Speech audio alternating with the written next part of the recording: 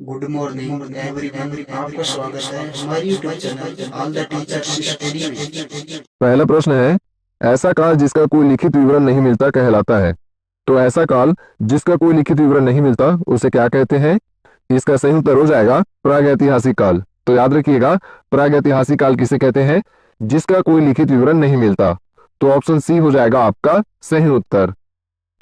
चलिए अगला प्रश्न है, वेदों में गाय को क्या कहा जाता है? तो वेदों में गाय को क्या कहा गया है? सही उत्तर हो जाएगा अधन्या। तो याद रखिएगा, वेदों में गाय को जो है अधन्या कहा गया है। तो ऑप्शन बी हो जाएगा आपका सही उत्तर। चलिए अगला प्रश्न है, उज्जैन शहर किस नदी किनारे बसा है? तो उज्जैन शहर किस नदी किनारे बसा है? यमुना नदी, ताप्ती, क्षिप्रा या फिर गंगा? तो क्या हो जाएगा सही उत्तर? इसका सही उत्तर हो जाएगा क्षिप्रा नदी। तो याद रखिएगा, उज्जैन शहर जो है क्षिप्रा नदी किनारे बसा है। तो ऑप्शन सी हो जाएगा आपका सही उत्तर। अगला है, जलियांवाला बाग हत्याकांड कब हुआ था? तो जलियांवाला बाग हत्याकांड कब हुआ था? सही उत्तर हो जाएगा 13 अप्रैल 1919 में। तो याद रखिएगा, जलियांवाला बाग हत्याकांड जो है 13 अप्रैल 1919 में हुआ था। तो ऑप्शन बी चला जाएगा आपका सही उत्तर। अगला प्रश्न है, किस धर्म में तीर्थंकर के नाम से 24 महान आचार्य हुए थे? तो 24 महान आचार्य किस धर्म में हुए थे? इसका सही उत्तर हो जाएगा जैन धर्म में। तो ऑप्शन सी हो जाएगा आपका सही उत्तर।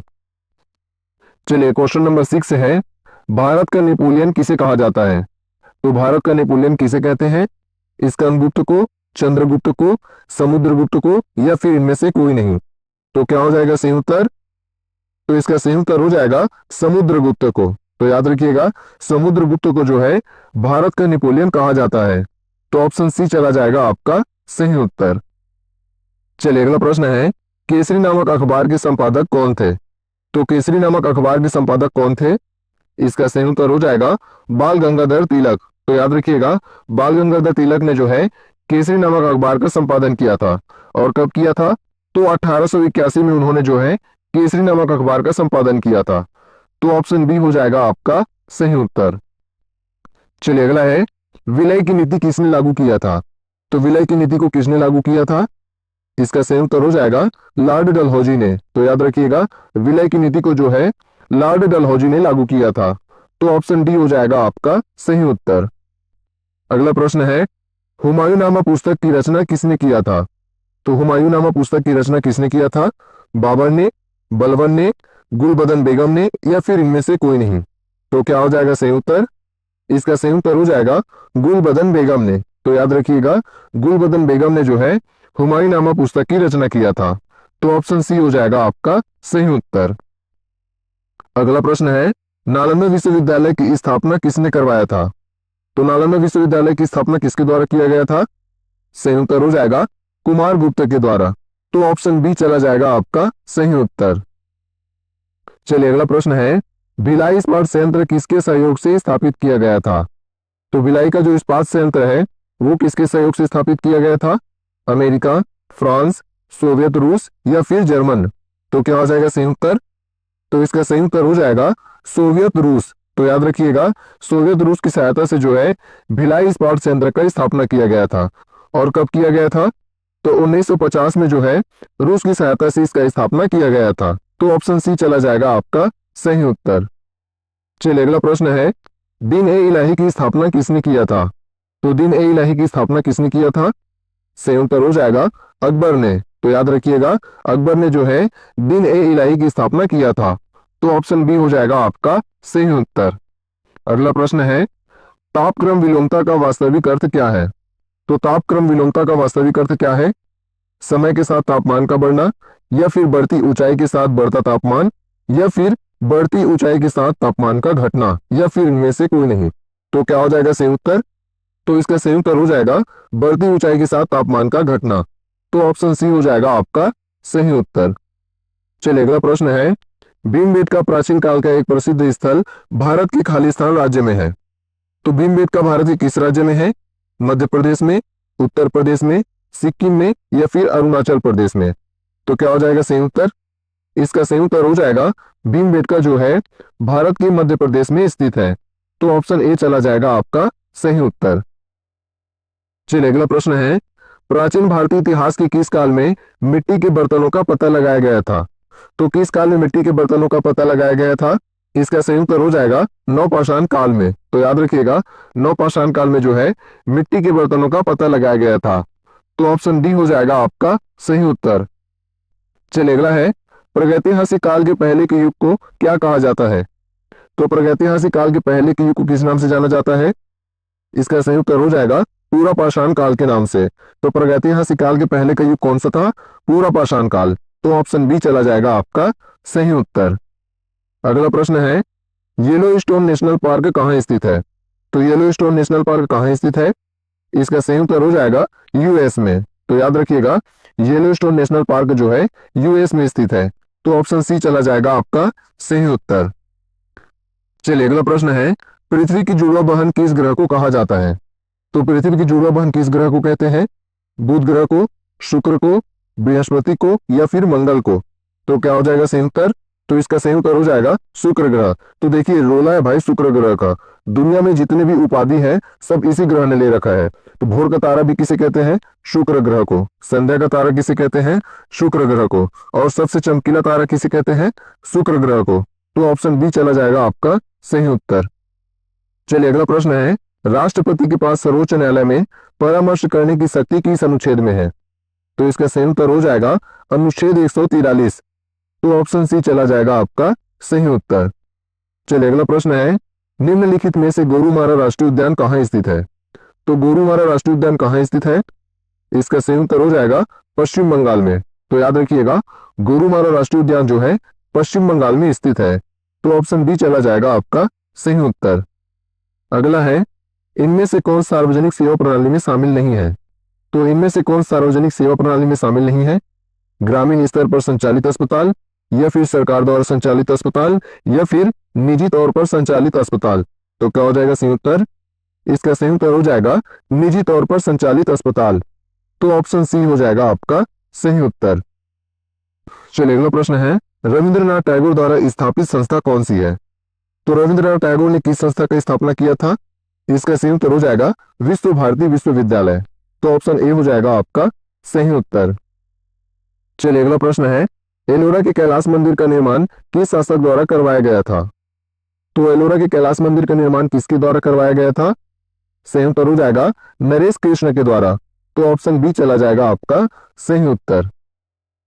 चलिए क्वेश्चन नंबर 24 है, निम्न में से चंद्रबरदाई द्वारा रचित महाकाव्य है। तो इनमें से चंद्रबरदाई द्वारा रचित महाकाव्य कौन सा है? सही उत्तर हो जाएगा पृथ्वीराज रासो। तो ऑप्शन सी चला जाएगा आपका सही उत्तर। चलिए अगला प्रश्न है, भारत का नक्षत्र वैज्ञानिक किसे कहा जाता है? तो भारत का नक्षत्र वैज्ञानिक किसे कहते हैं? आर्यभट्ट को, निकोलस को, चाणक्य को, या फिर इनमें से कोई नहीं? तो क्या हो जाएगा सही उत्तर? इसका सही उत्तर हो जाएगा आर्यभट्ट। तो याद रखिएगा, आर्यभट्ट को जो है भारत का पहला नक्षत्र वैज्ञानिक कहा जाता है। तो ऑप्शन ए हो जाएगा आपका सही उत्तर। चलिए अगला प्रश्न है, महमूद गजनी ने भारत पर कितनी बार आक्रमण किया था? तो महमूद गजनी ने भारत पर कितनी बार आक्रमण किया था? 3 बार, 17 बार, 9 बार या फिर 12 बार? तो क्या हो जाएगा सही उत्तर? तो इसका सही उत्तर हो जाएगा 17 बार। तो याद रखिएगा, महमूद गजनी ने भारत पर जो है कुल 17 बार आक्रमण किया था। तो ऑप्शन बी हो जाएगा आपका सही उत्तर। चलिए अगला है, 2.5 दिन का झोपड़ा का निर्माण किसने करवाया था? तो 2.5 दिन का झोपड़ा का निर्माण किसने करवाया था? इसका सही उत्तर हो जाएगा कुतुबुद्दीन ऐबक ने। तो याद रखिएगा, कुतुबुद्दीन ऐबक ने जो है 2.5 दिन के झोपड़े का निर्माण करवाया था। और ये कहाँ स्थित है? तो 2.5 दिन का झोपड़ा जो है अजमेर में स्थित है। तो ऑप्शन डी हो जाएगा आपका सही उत्तर। चलिए अगला प्रश्न है, सितार तथा तबले के आविष्कारक हैं। तो सितार और तबले के आविष्कार को किसने किया था? सही उत्तर हो जाएगा अमीर खुसरो ने। तो याद रखिएगा, अमीर खुसरो के द्वारा जो है सितार और तबले का आविष्कार किया गया था। तो ऑप्शन सी हो जाएगा आपका सही उत्तर। चलिए अगला प्रश्न है, अस्तोमा सद्गमय किस वेद से लिया गया है? तो अस्तोमा सद्गमय कहाँ से लिया गया है? यजुर्वेद से, ऋग्वेद से, सामवेद से, या फिर इनमें से कोई नहीं? तो क्या हो जाएगा सही उत्तर?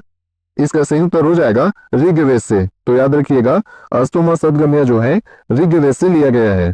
तो ऑप्शन बी हो जाएगा आपका सही उत्तर। चलिए अगला प्रश्न है, सकल घरेलू उत्पाद की दृष्टि से भारत का विश्व में कौन सा स्थान है? तो इसका सही उत्तर हो जाएगा चौथा स्थान। तो ऑप्शन सी हो जाएगा आपका सही उत्तर। चलिए अगला प्रश्न है, किस मुगल शासक को आलमगीर कहा जाता था? तो आलमगीर किस मुगल शासक को कहा जाता था? इसका सही उत्तर हो जाएगा औरंगजेब। तो याद रखिएगा, औरंगजेब को जो है आलमगीर कहा जाता था। तो ऑप्शन बी हो जाएगा आपका सही उत्तर। चलिए अगला प्रश्न है, निम्न में से गलत युग्म का चयन करें। पहला है चिलियावाला का युद्ध, युग्म दिया है अंग्रेज और सिख के मध्य। तो चिलियावाला का युद्ध किसके मध्य हुआ था? अंग्रेज और सिख के मध्य। तो ये सही हो जाएगा। अगला है बक्सर का युद्ध। तो बक्सर का युद्ध किसके किसके मध्य हुआ था? नवाब मीर कासिम और ईस्ट इंडिया कंपनी। तो ये भी सही हो जाएगा। अगला है खुर्दा का युद्ध। तो खुर्दा का युद्ध किसके मध्य हुआ था? निजाम और मराठों के मध्य। तो ये भी सही है। अगला है वांडीवास का युद्ध, साथ में दिया है डलहौजी के विरुद्ध। तो क्या वांडीवास युद्ध डलहौजी के विरुद्ध हुआ था? तो ये हो जाएगा गलत। तो वांडीवास का युद्ध जो है अंग्रेज और फ्रांसीसी सेना के मध्य हुआ था। तो ऑप्शन डी हो जाएगा सही उत्तर। चलिए अगला है, भारत का प्रथम गवर्नर जनरल कौन था? तो भारत का प्रथम गवर्नर जनरल कौन था? S D Nathan, Jaishankar Prasad, सी राजगोपालाचारी या फिर इनमें से कोई नहीं। तो क्या हो जाएगा सही उत्तर? इसका सही उत्तर हो जाएगा सी राजगोपालाचारी। तो ऑप्शन सी हो जाएगा आपका सही उत्तर। चलिए अगला है, किस गवर्नर जनरल ने भारत में दास प्रथा को समाप्त किया था? तो दास प्रथा को किसने समाप्त किया था? सही उत्तर हो जाएगा लॉर्ड एलनबरो ने। तो ऑप्शन बी हो जाएगा आपका सही उत्तर। चलिए अगला प्रश्न है, सूची 1 को सूची 2 के साथ सुमेलित कीजिए। पहला है झांसी। तो झांसी का संबंध किससे है? रानी लक्ष्मीबाई से। अगला है लखनऊ। तो लखनऊ का संबंध किससे है? बेगम हजरत महल से। अगला है कानपुर। तो कानपुर का संबंध किससे है? अजीमुल्ला खां से। लास्ट है फैजाबाद। तो फैजाबाद का संबंध किससे है? मौलवी अहमदुल्ला शाह से। तो सही उत्तर क्या हो जाएगा? 4 3 2 1। तो ऑप्शन सी हो जाएगा आपका सही उत्तर। चलिए अगला प्रश्न है, ब्रह्म समाज का सिद्धांत किस पर आधारित है? तो ब्रह्म समाज किस पर आधारित है? पशु पूजा पर, प्रकृतिवाद पर, या फिर अद्वैतवाद पर, या फिर इनमें से कोई नहीं। तो क्या हो जाएगा सही उत्तर? इसका सही उत्तर हो जाएगा अद्वैतवाद।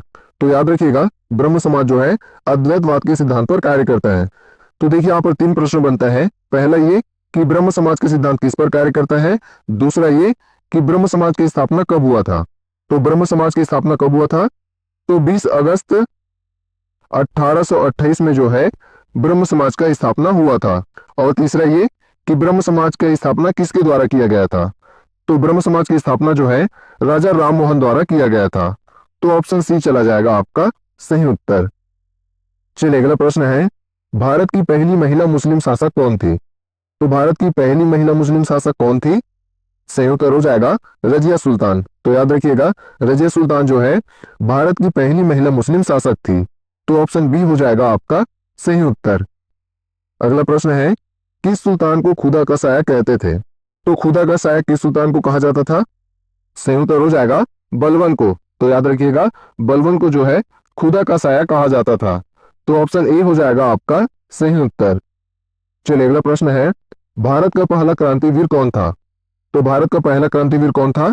शहीद वीरनारायण सिंह, या फिर हनुमान थप्पा, या फिर वासुदेव बलवंत फड़के, या फिर इनमें से कोई नहीं। तो क्या हो जाएगा सही उत्तर?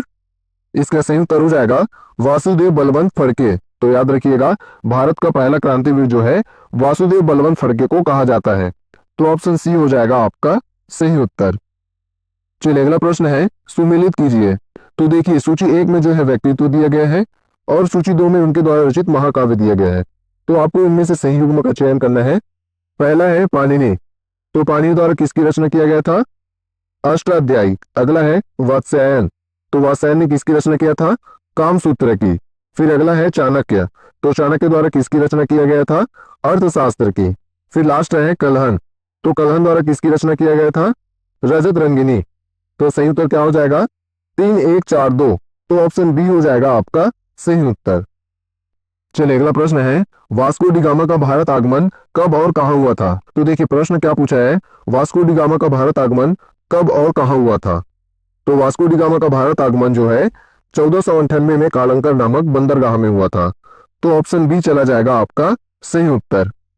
चलिए अगला प्रश्न है, भारत का सबसे आर्द्रतम स्थान कौन सा है?